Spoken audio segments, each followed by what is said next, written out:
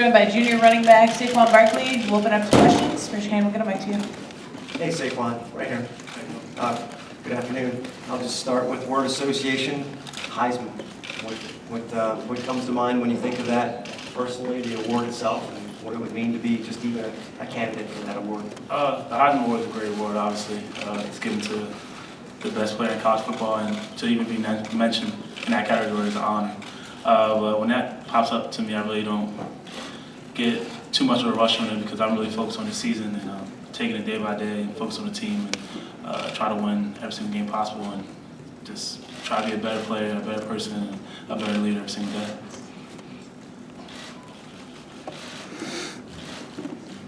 Saquon, can you kind of take us through your summer? Because I know you were out at the opening for a while. Obviously, here you were a big hit in town with the autograph signing. What's it like when you're at these events and seemingly everybody kind of wants a piece of your time and you trying to accommodate all that?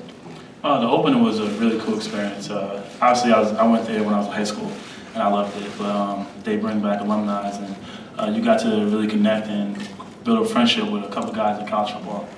Build a nice little friendship with Derwin James, Armani Wash, Christian Kirk, and those type of guys.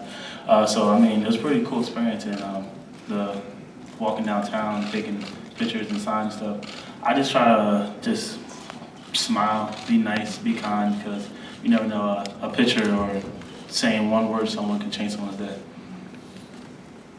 I know last offseason you spent a lot of time in the film room watching some of the other top running backs in the country, trying to maybe take in some of what they do best individually. And I guess what was your focus this offseason in terms of that? I still watch other backs. I'm a fan of football. Obviously, I play, but I'm also a fan of college football and NFL football.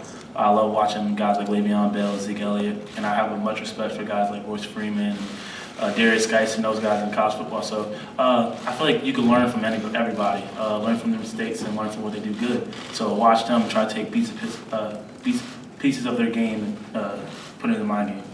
What do you feel like you added last year based on your research a couple months before? I mean, I felt like that I wanted to focus on getting stronger and getting faster, and I think I was able to do that this offseason. Our coaching staff and our strength staff did a really good job pushing me.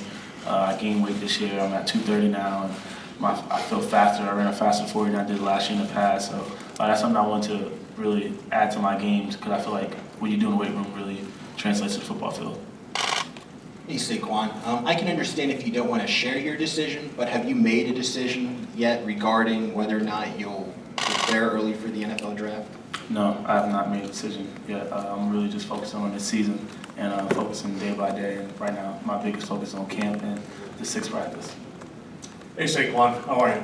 How you doing? Good. Hey, Matt Millen and Dan Coppin are two guys, Whitehall grads, that made it to the NFL. How much do you know about them? And when you go back home, are you treated like a rock star? What's it like for you when you go back home? I wouldn't say I'm treated like a rock star, but I think a lot of people are appreciative of what I'm doing, coming from a small town like Copley and come from Whitehall. But yeah, you know the story about Dan Coppin and Matt Millen. Every time, and when I was in high school, every time you walk into the field house, they have their two names retired in the football. And everybody, as a kid, would love to play NFL one day, and you visualize being retired with that and having your name, your jersey number up there one day. Have you spoken with them, though? Have you ever talked to them about? I've never talked to Dan Coppin personally. He has tweeted at me, and I've held a conversation over Twitter.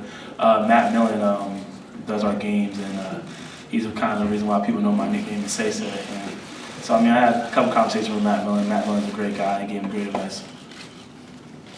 Hey Saquon, what are your thoughts on Miles Sanders and the progress he's made in the last year, especially during the offseason?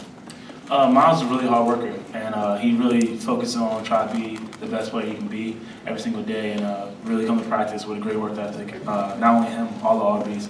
I think they do a really good job of pushing each other and being competitive and keep competing every single day. I'm really excited to see what Miles is able to do. He also got bigger and stronger and faster this year.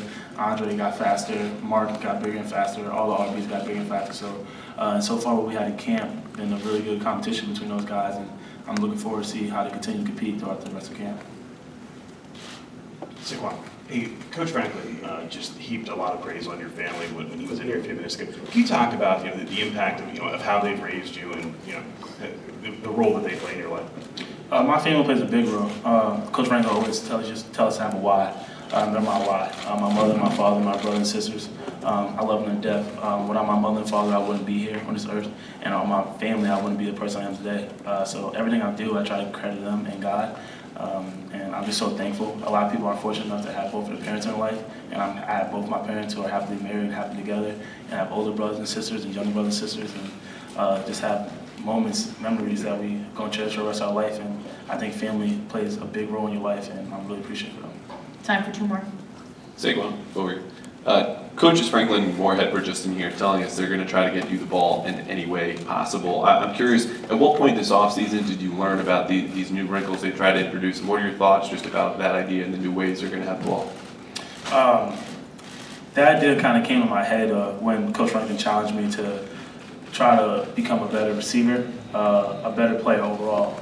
I feel that, and Coach Franklin would agree, that I'm capable of being lined up in the slot, being able to run routes. I did a lot of one-on-one reps this summer with the defense against DBs and linebackers and working those guys and working out with Hammy and try to really fix my routes to become more of a threat in the offense. And I do feel like that I'm capable to do a lot with the ball in my hand in space, and I just want to continue to grow in that area.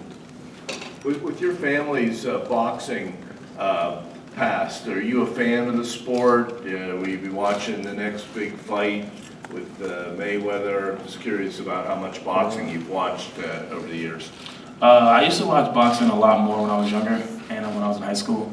But when you get to college, your time is so valuable, and you're so busy with football and trying to become a better football player and find time to talk to your family, talk to your friends, and also schoolwork. So I really haven't been watching boxing as much. But for the Mayweather fight, everybody's going to be watching that fight. It's MMA versus a boxer, and it's going to be good for TV, and I'm excited to watch that. All right, thank you, Saquon. Thank you, guys. One brief note.